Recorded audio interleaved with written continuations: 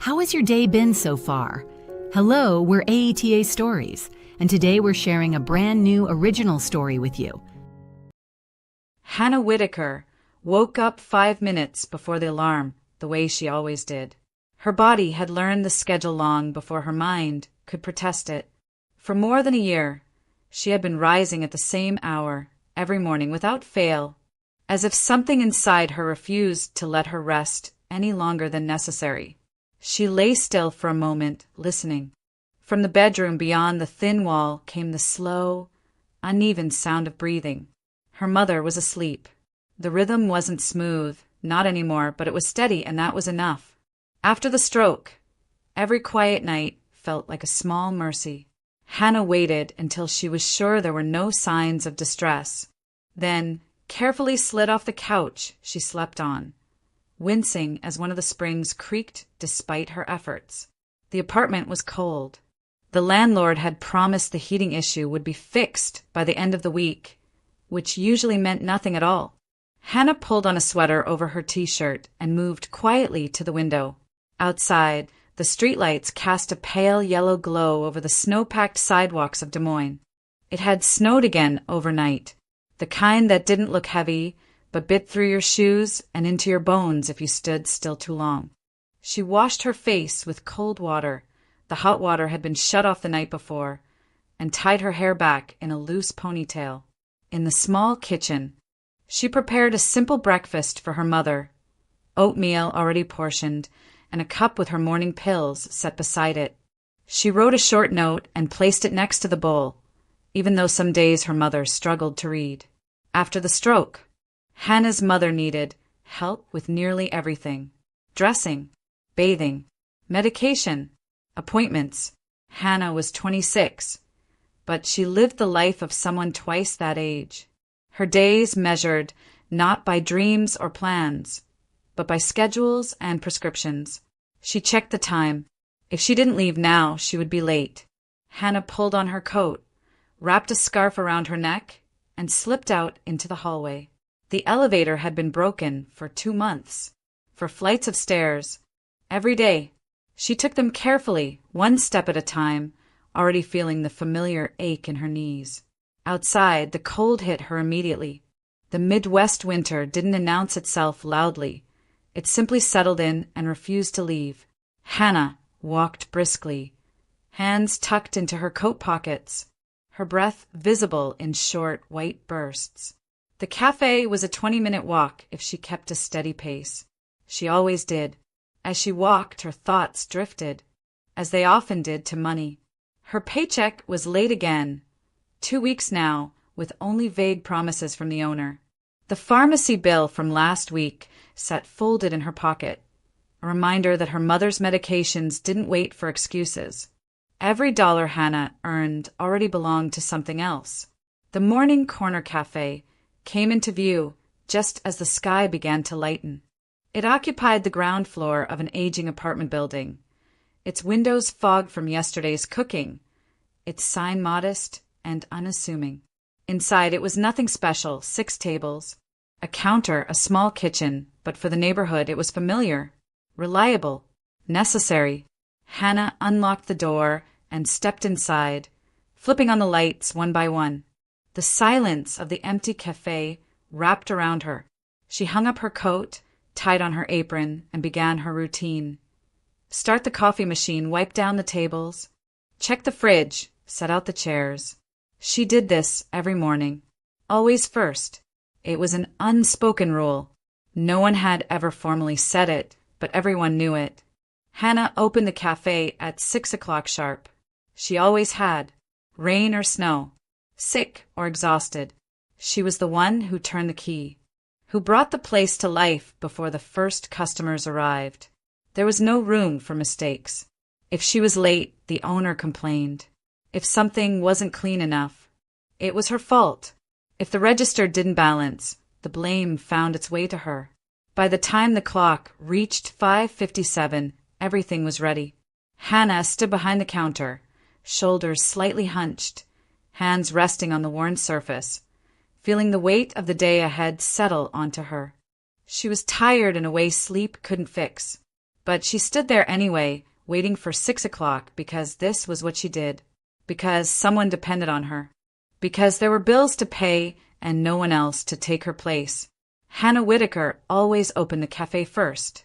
And she never allowed herself to forget how easily everything could fall apart if she didn't. Frank Donovan appeared one morning at the edge of Hannah Whitaker's routine. Quietly and without ceremony, as if he had always been there and she had only just learned to notice him. He stood near the side alley behind the Morning Corner Café, close to the dumpsters where the wind cut sharply through the narrow space between buildings. He was tall, though his posture had folded inward over the years, and he wore a worn army coat that had seen better decades. His beard was gray and uneven, his gloves mismatched, but his eyes were clear, not glassy, not pleading, just watchful. Hannah saw him through the back window while wiping down the counter. He wasn't digging through the trash like others sometimes did. He wasn't shouting or pacing. He simply stood there, hands tucked into his coat, waiting for something or nothing at all. When she stepped out with a trash bag, he nodded once, politely, as if acknowledging her presence rather than asking anything of her. The second time she saw him, she brought out a small container of soup.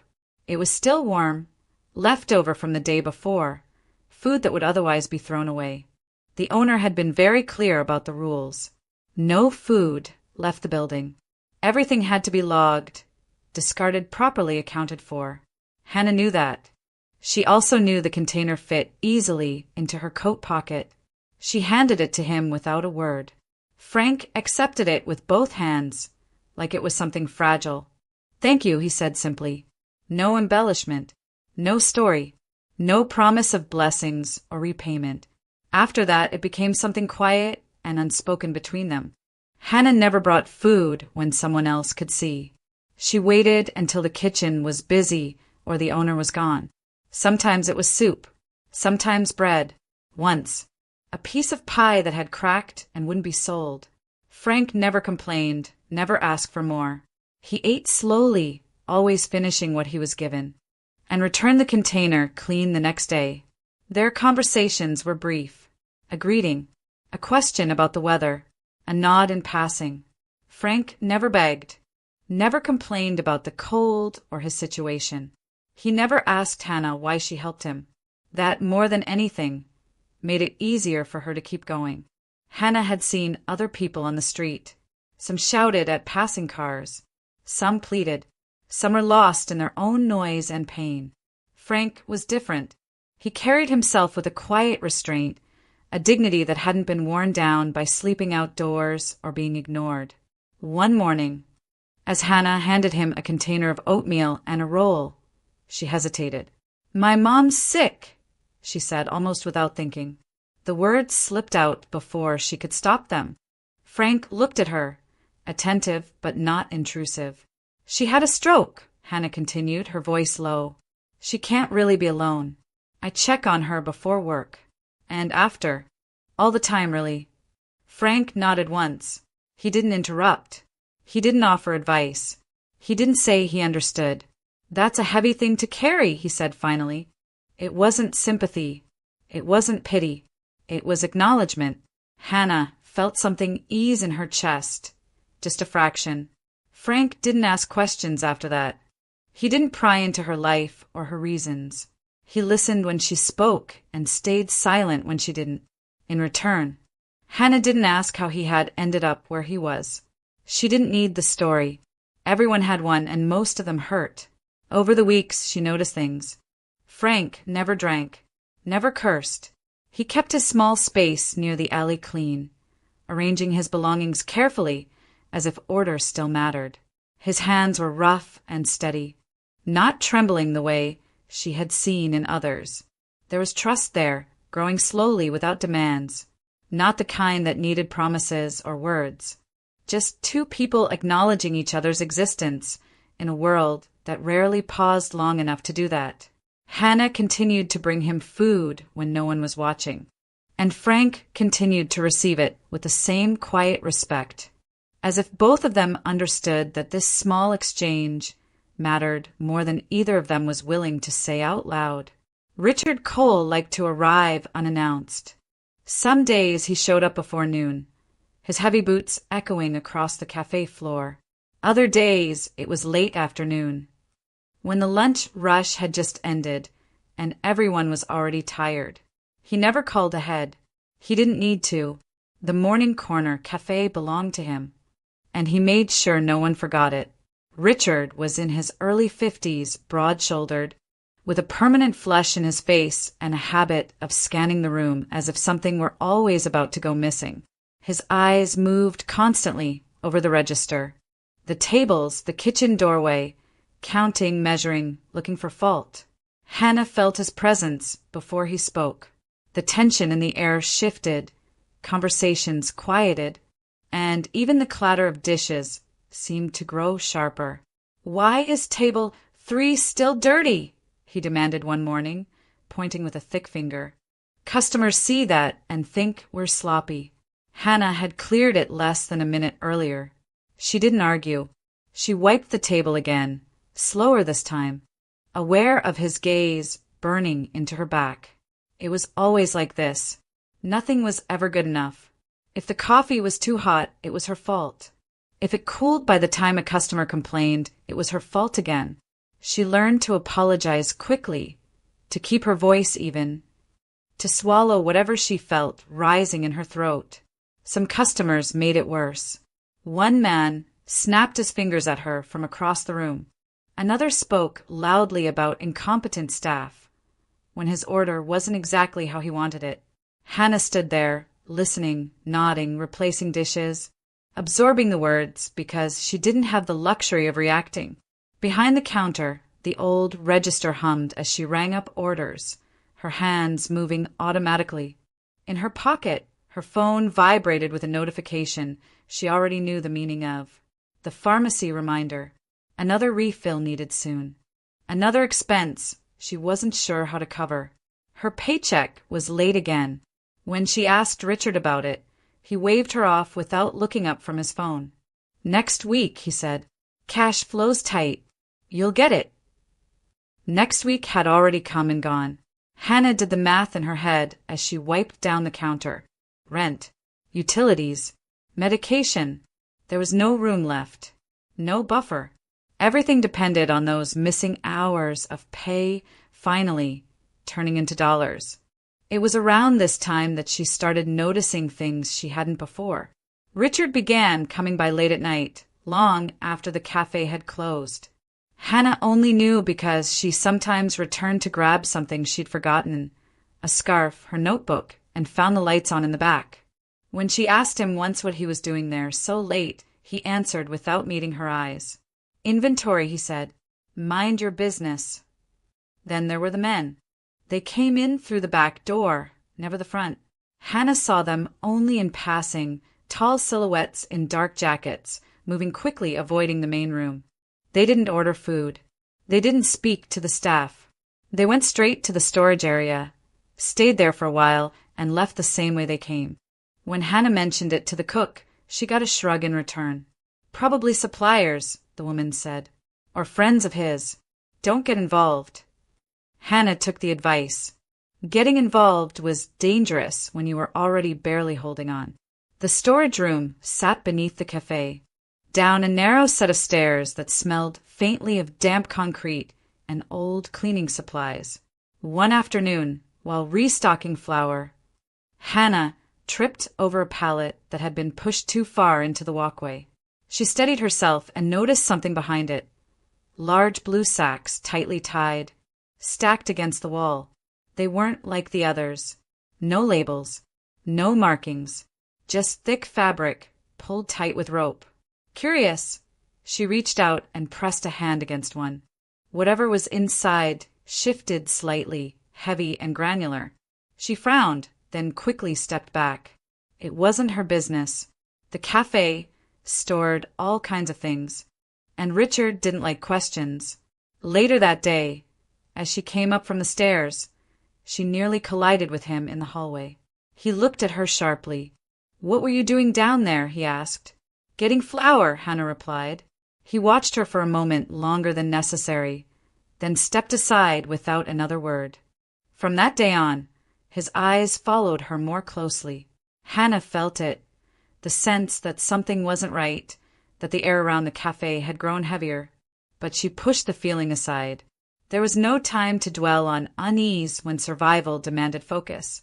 She had a mother to care for, bills to pay, a job she couldn't afford to lose. Whatever was happening behind closed doors, Hannah told herself it had nothing to do with her. And she kept doing what she had always done. Showing up, keeping her head down, and opening the cafe first every single morning. The cafe closed later than usual that night. A sudden burst of customers had come in just before dusk, and by the time the last table was cleared and the floors were mopped, Hannah Whitaker's legs felt hollow, as if she were walking on borrowed strength. She tied off the trash bag, pulled on her coat, and stepped out through the back door into the narrow alley behind the Morning Corner Cafe. The air was sharp and still. Snow clung to the edges of the dumpsters, crusted over from days of freezing and thawing. Hannah adjusted her scarf and started toward the street when a voice stopped her. "Hannah!" She turned. Frank Donovan stood a few feet away, partially in shadow. He had been there so quietly she hadn't noticed him at first, which was unusual. Normally he made some small sound, a shuffle of boots, the scrape of a crate being moved. Tonight he looked as though he had been waiting. Something in his face made her pause. Frank had always been calm, reserved, but there was a tightness in his expression now, a seriousness she hadn't seen before. His shoulders were squared, his jaw set. He didn't smile. "Is everything okay?" Hannah asked, instinctively lowering her voice. Frank took a step closer, then stopped, as if measuring the space between them. I need you to listen to me," he said, carefully. The way he said it sent a ripple of unease through her. "Tomorrow morning," he continued, "you can't be the one who opens the cafe." Hannah frowned. "What?" "You can't open it first," Frank repeated.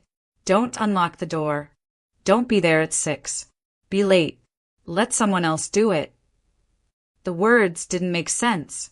Hannah stared at him, searching his face for some sign of explanation. "Frank, why?" He shook his head once. "I can't explain it right now." "That's not an answer," she said, a nervous edge creeping into her voice. "If I don't open the cafe, Richard's going to lose it. He already thinks I know," Frank said quietly.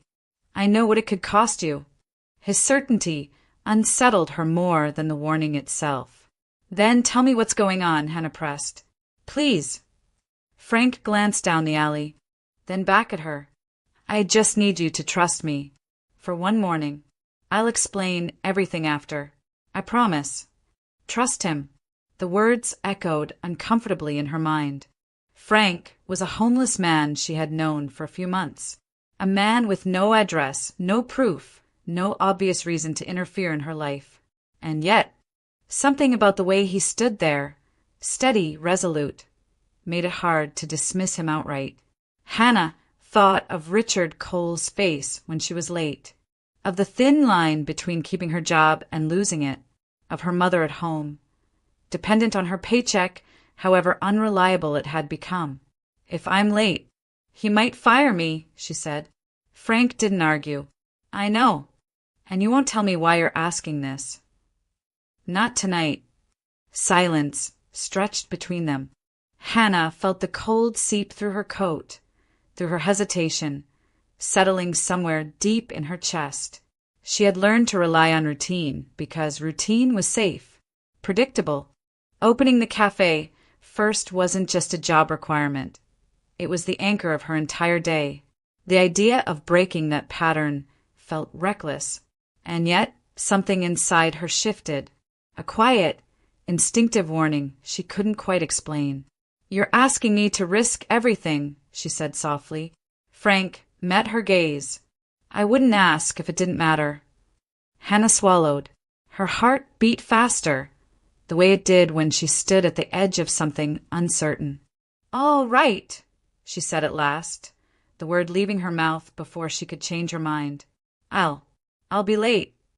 Frank's shoulders relaxed, just slightly. Thank you. You said you'd explain, she reminded him. I will, he said. The day after tomorrow. I promise. Without another word, he turned and walked away, disappearing into the darkness beyond the alley. Hannah stood there for a long moment, the echo of his warning lingering in the cold air. As she finally headed home, her keys felt heavier in her pocket than they ever had before. Frank Donovan did not sleep that night. He sat on the edge of his thin mattress in the basement of the abandoned building across the street from the Morning Corner Café, his coat pulled tight around him, listening to the sounds that rose and fell with the city's breathing. Pipes knocked somewhere above him.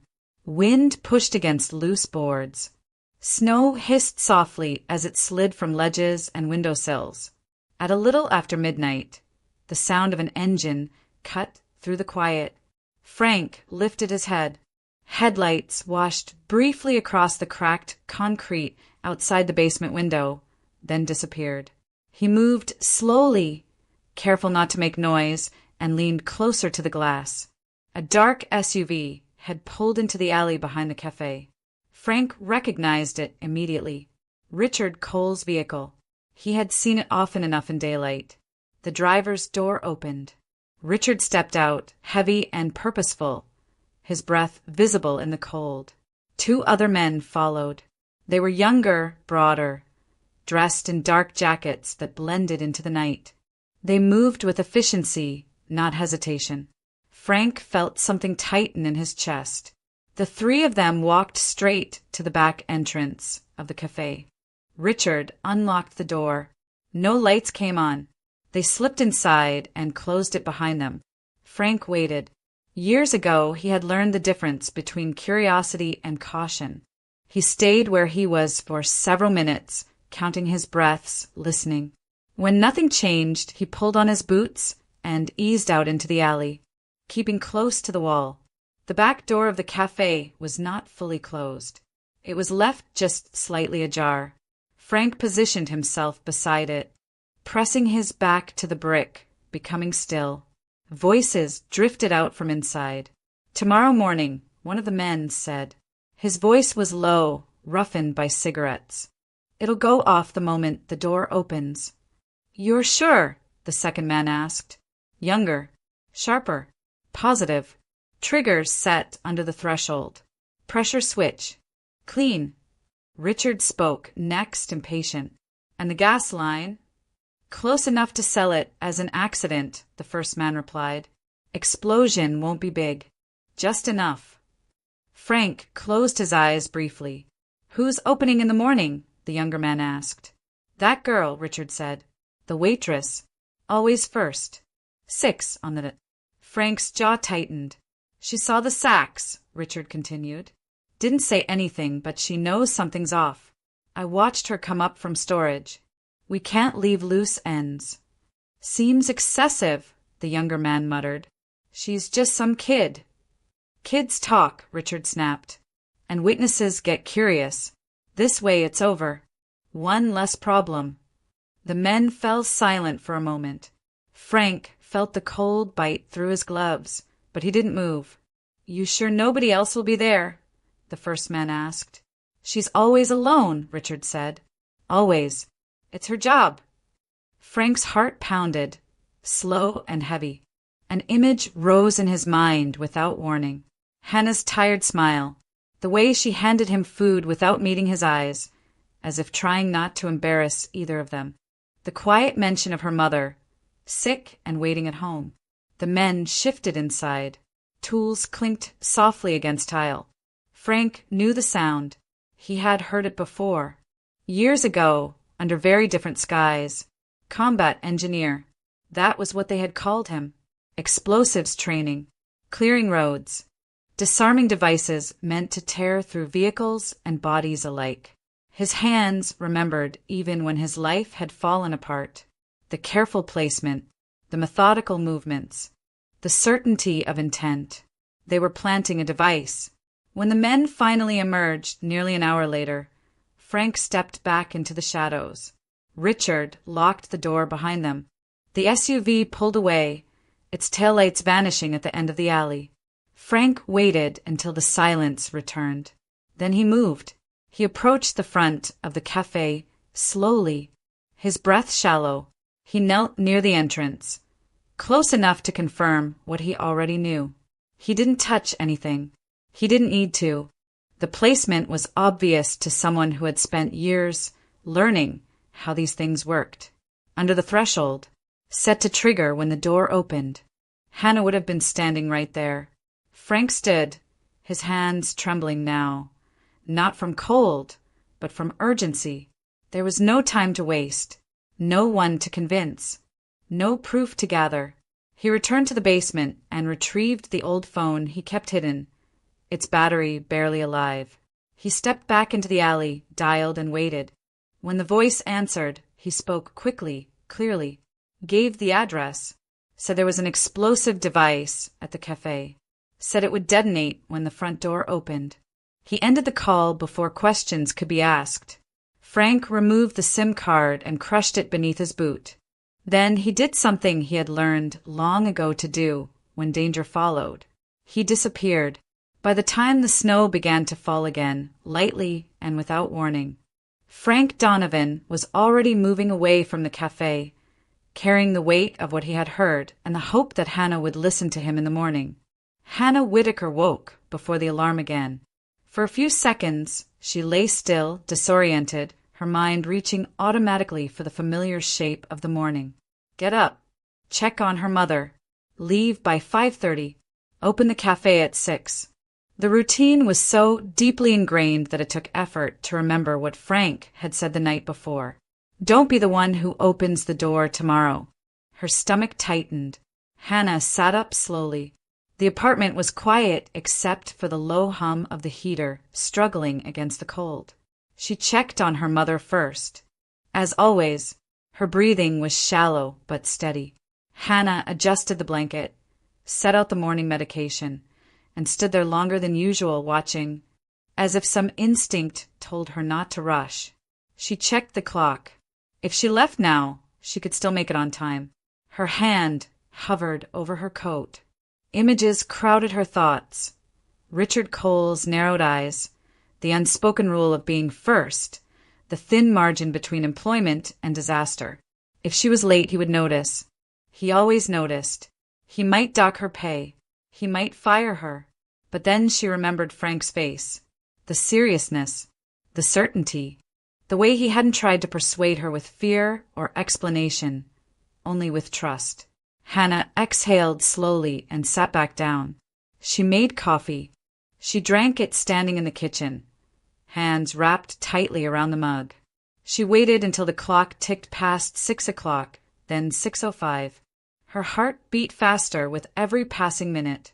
At 6:20, she finally pulled on her coat and stepped outside.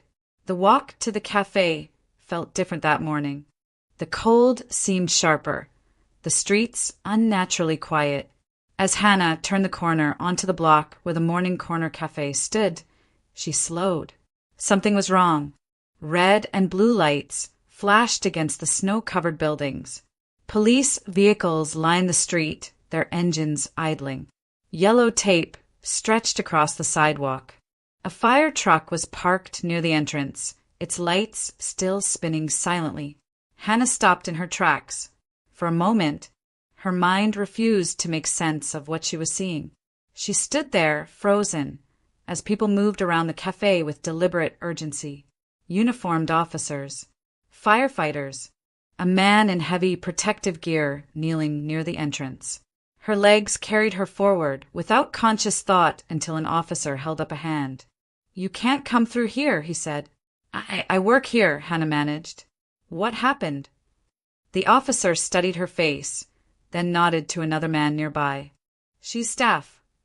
A detective stepped closer. "Are you Hannah Whitaker?" "Yes." "We need you to stay right there." Her chest felt tight. "What's going on?" The detective didn't answer immediately.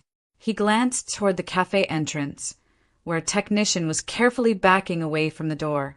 There was an explosive device planted under the front threshold, he said finally. It was active. The words landed slowly, each one heavier than the last. Active. Hannah repeated.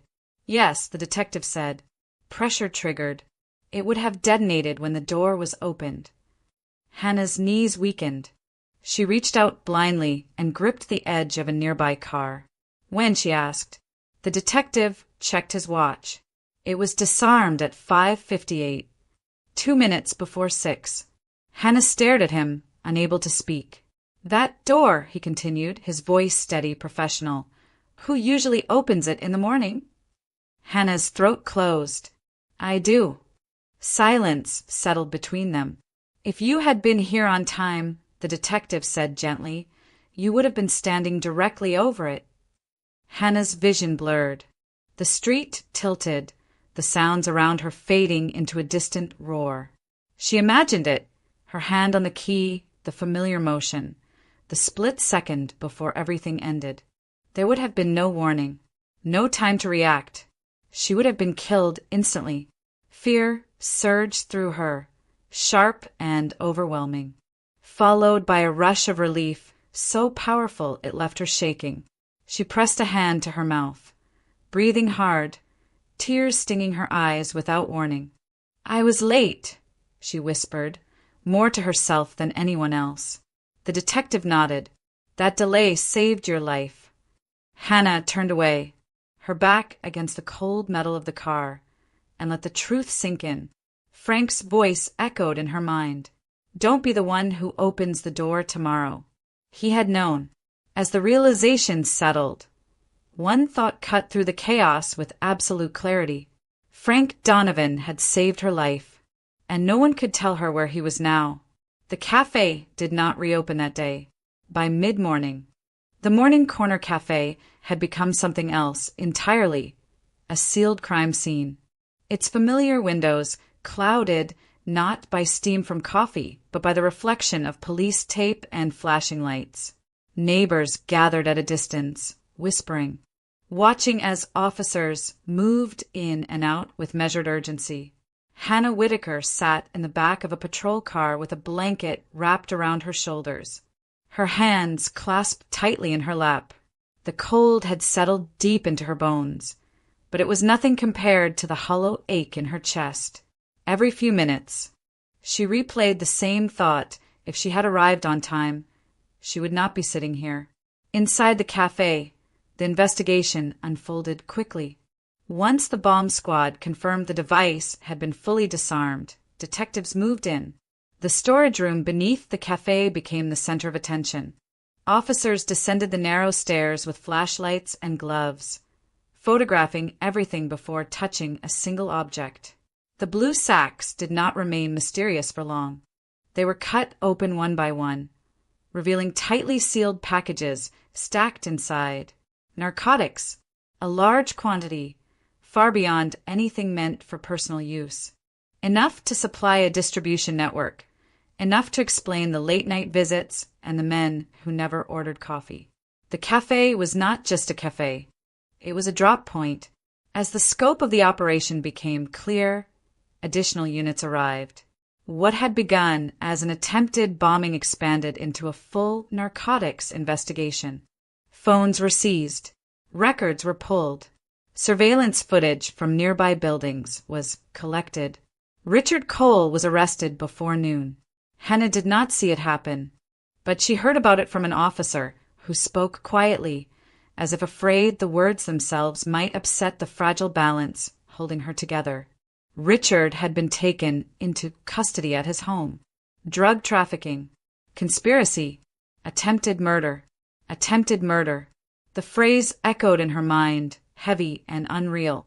Later that afternoon, Hannah was escorted to the station to give her statement. The room was small and neutral, the walls bare except for a clock that ticked far too loudly.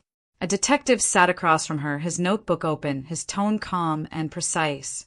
Hannah told them everything. She spoke about her schedule, about always opening the cafe first. She described Richard's behavior, the delayed wages, the men entering through the back door. She mentioned the blue sacks and how she had dismissed them, not realizing what they contained. When they asked about Frank Donovan, her voice faltered. She explained how she had been bringing him food, how he had warned her not to open the cafe that morning, how he had refused to explain, only asking her to trust him. The detective listened carefully, asking clarifying questions, writing everything down. "Without that warning," he said finally, "you would have been killed." Hannah nodded, her hands trembling slightly. She had known it already, but hearing it stated so plainly made the truth settle deeper. By the end of the interview, it was clear that Hannah was no longer just an employee who had narrowly escaped harm. She was a key witness. Her testimony established motive, pattern, and opportunity. It tied Richard Cole directly to the attempt on her life. Before she left, a victim advocate met with her. The woman spoke gently, explaining next steps, offering resources. Hannah barely heard most of it until one sentence cut through the fog. "You're eligible for victim compensation," the advocate said. "Medical expenses, lost wages, counseling. We'll help you apply." Hannah stared at her. "You mean, for my mom's care too?" The advocate nodded. "Yes, that falls under it." Relief washed over Hannah, so suddenly it left her dizzy. For the first time in months, there was a path forward that didn't rely solely on her endurance. But one absence overshadowed everything else. Frank Donovan was nowhere to be found. Hannah asked every officer she encountered. She described him in detail: the coat, the beard, the quiet way he spoke. Some nodded, some took notes, but none could tell her where he was. He made an anonymous call. One detective confirmed, "We're trying to trace it, but whoever he is..." He knew how to disappear. The word stung more than she expected.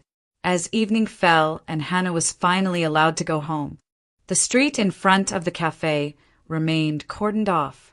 The lights dimmed, the crowd thinned, but the weight of what had been uncovered lingered in the cold air.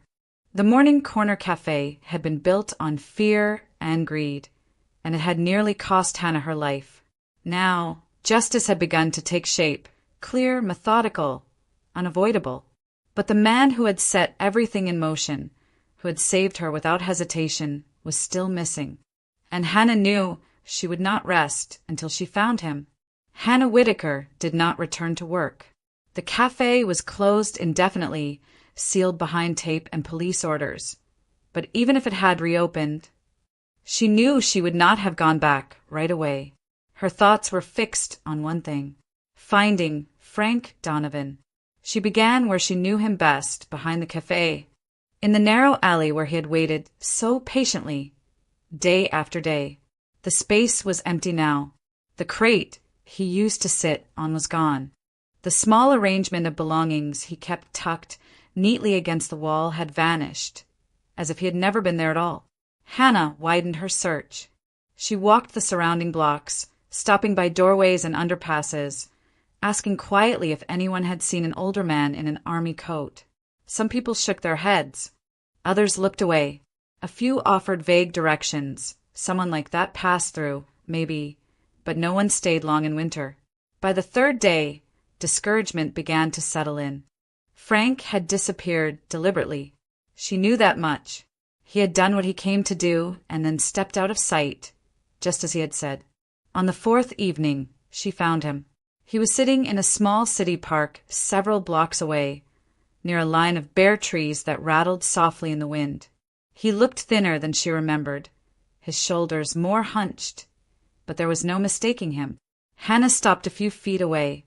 "Frank." He looked up slowly, his expression guarded. For a moment, she thought he might stand and leave. Instead, he stayed where he was. "You shouldn't be looking for me," he said. "You saved my life," Hannah replied. "I wasn't going to stop." They sat on opposite ends of the bench, the cold seeping through their coats. For a while, neither spoke. Finally, Frank exhaled. "I knew this day would come," he said quietly. He told her the truth then, without embellishment. He had served as a combat engineer years earlier. trained to handle explosives in places where mistakes were fatal. When he returned home, nothing fit anymore. His marriage collapsed under the weight of what he couldn't say. His son stopped calling. Drinking filled the silence for a while, until it didn't. "I didn't end up on the street overnight," he said. "It happened one bad decision at a time." Hannah listened, her hands folded tightly in her lap. "When I saw those men," Frank continued, "I recognized the signs immediately. The way they moved, the way they talked about it. I couldn't pretend I didn't know." "You could have walked away," Hannah said. Frank shook his head. "I've walked away before. It costs too much." She told him what the police had found, about Richard Cole's arrest, about the charges. Frank closed his eyes briefly, absorbing the information. When he opened them again, there was fear there, unmistakable and human. "I can't deal with the authorities," he said. "I don't trust systems anymore." Hannah took a breath. "They already know someone called it in. They're trying to find you." Frank's jaw tightened. "Then I'll keep moving." "No," Hannah said firmly. "You don't have to." She told him what she intended to do before he could object. She went back to the police the next morning and asked to speak to the detective handling the case. She told them everything Frank had shared with her, his warning, his military training, the reason he had recognized the danger so quickly. "This man prevented a murder," she said. "Mine." The investigation moved faster after that. Within days, law enforcement confirmed Frank Donovan's service record, his training, his honorable discharge. The pieces fit too neatly to ignore. When officers approached Frank again, it wasn't with handcuffs. They offered him options: veteran rehabilitation, transitional housing, counseling, support services he had never believed were meant for someone like him. Frank was wary, suspicious, but Hannah stood with him through the meetings, through the explanations, through the paperwork that felt heavier than it should have. "You don't owe anyone anything," she told him, "but you don't have to do this alone anymore." The day Frank agreed to enter a veterans rehabilitation program, the sky was overcast, the air heavy with snow. He shook Hannah's hand once, then pulled her into a brief, awkward embrace. "I didn't save you to be thanked," he said. "I did it because it was right." "I know," Hannah replied. "That's why it matters." As Frank walked toward the waiting vehicle, Hannah felt something settle inside her, a sense that, for the first time since the explosion that never happened, things were moving toward repair. Not erasure, not forgetting, but something closer to redemption. The compensation check arrived on a quiet Tuesday morning, delivered in a plain envelope that looked far too ordinary for what it represented. Hannah Whitaker sat at the kitchen table for a long time before opening it, her mother resting in the next room, the soft rhythm of the television filling the apartment. The amount was enough to change things, not dramatically, not overnight, but enough to breathe.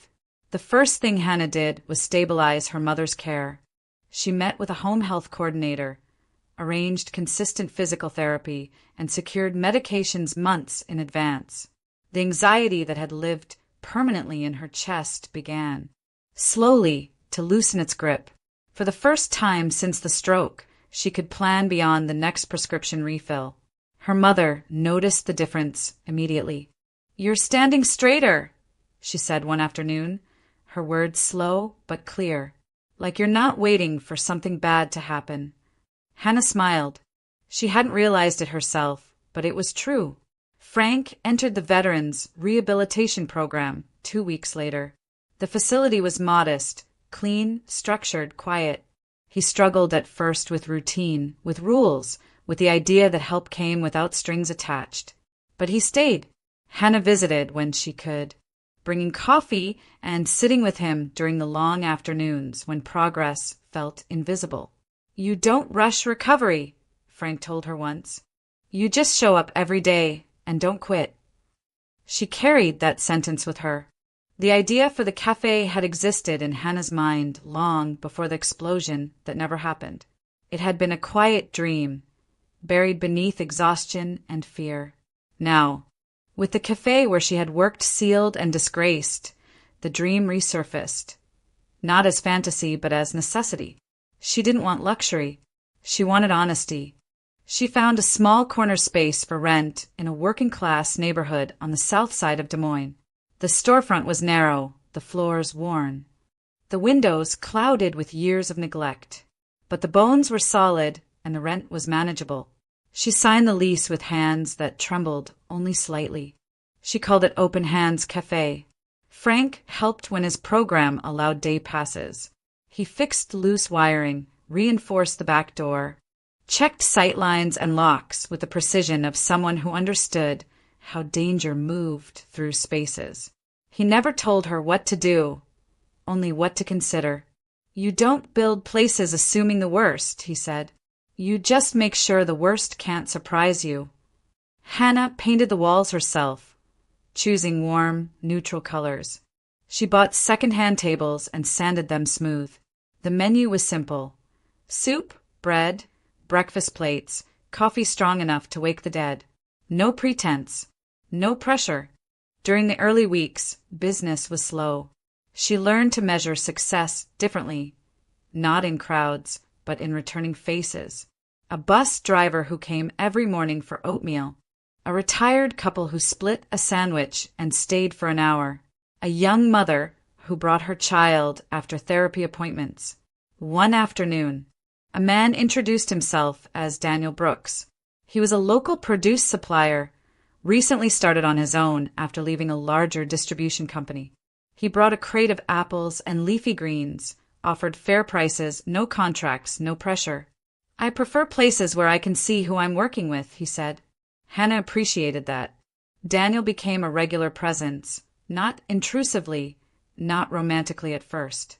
He dropped off produce twice a week, sometimes stayed for coffee. Conversation grew naturally, grounded in shared work and mutual respect. There were no dramatic confessions, no sweeping gestures, just steadiness. The cafe found its rhythm. Hannah hired one part-time employee. Frank began coming by weekly, offering security advice, eventually taking on a small paid role checking systems and training staff on emergency awareness. The work mattered to him. It gave shape to his days. "I like knowing something depends on me," he admitted. So did Hannah. One evening, as the cafe closed and the lights dimmed, Hannah stood behind the counter and looked around. Nothing in the room was extravagant. Everything in it was earned. No one shouted at her here. No one withheld wages.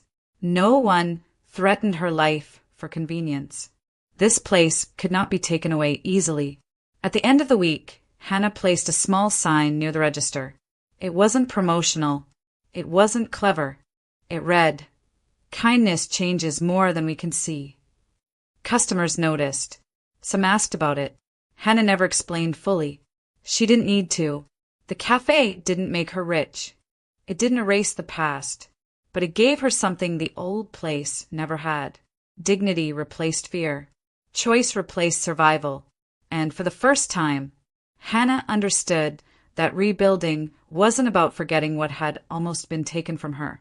It was about creating something that could stand quietly and firmly, no matter what came next. Before we move into the final chapter, what do you believe truly gives a person security? Money, people, or purpose? Share your thoughts in the comments. Hannah Whitaker and Daniel Brooks did not plan a wedding that would impress anyone. There was no ballroom, no elaborate decorations, no carefully staged photographs. They married on a quiet Saturday afternoon inside Open Hands Café, after closing hours, with the chairs pushed aside and the tables arranged in a loose circle. Sunlight filtered through the front windows, catching on the glass coffee jars and the clean white walls Hannah had painted herself. The people who filled the room were not guests in the traditional sense. They were neighbors, regulars, the bus driver who came every morning, the retired couple who always split one sandwich, the young mother whose child waved from the corner booth every time she visited. This was the community that had grown. Quietly and honestly around Hannah, Daniel stood beside her, steady and calm, wearing a simple suit that fit him well. He took Hannah's hands without ceremony, without hesitation, as though this moment was simply the next right step. Nothing rushed, nothing forced. When Hannah looked around the room, she felt no nervousness, only recognition. This was where she belonged. Frank Donovan sat in the front row. He wore his restored veteran uniform, pressed and formal, the medals arranged neatly on his chest. The transformation was striking, not because it erased who he had been, but because it revealed who he still was. His posture was straighter now, his eyes clearer. The weight he had carried for years no longer bent him forward. When it was time for him to speak, Frank rose slowly. The room quieted. "I'm not good with speeches," he said, his voice steady but unpolished. "So I'll keep this simple." He looked at Hannah, then Daniel, then the room filled with familiar faces. "There was a time when I thought kindness was a weakness," Frank continued. "I thought it got people hurt. I thought the world only respected force." He paused, swallowing hard. "I was wrong." He told them, briefly, without drama, how he had reached the lowest point of his life, how invisibility had almost convinced him that he no longer mattered, and how one young woman, exhausted and struggling herself, had quietly handed him food without being asked, without being watched. "She treated me like a human being," Frank said. "Not a problem, not a burden." His voice tightened. "When danger came, I didn't save her because I'm a hero. I saved her because she reminded me who I was supposed to be." Silence settled over the room, heavy and reverent. "Kindness saved both our lives," Frank said at last. Hannah felt tears rise, unashamed. Daniel squeezed her hand. After the ceremony, there was food, simple, warm, homemade. People lingered. Laughter filled the cafe in a way Hannah had never imagined during its early days. Her mother sat near the counter, smiling quietly, her hands folded around a cup of tea, watching her daughter with a pride that needed no words. The cafe continued after the wedding, unchanged in name but deeper in meaning. It remained a place where no one was rushed out for ordering too little, where conversations were allowed to take time, where second chances were not advertised but practiced. Frank took on a permanent role overseeing safety and operations. He was dependable, meticulous, quietly proud of his work. Daniel expanded his produce routes, keeping his partnership with the cafe fair and personal. Hannah continued to open the doors every morning, this time by choice, not obligation. And every day, someone new walked in carrying something unseen. Fear, loneliness, fatigue, loss. Open Hands Café did not fix those things, but it interrupted them. Years later, Hannah would sometimes think back to the morning she had almost died, to the door she did not open, to the warning she chose to trust. She understood now that evil often counts on routine, on silence, on people believing they are too small to matter. Kindness breaks that pattern, not loudly, not heroically, but decisively. Hannah placed a new sign on the cafe wall one evening, next to the old one. Smaller, simpler. "You never know whose life you're touching." And it was true.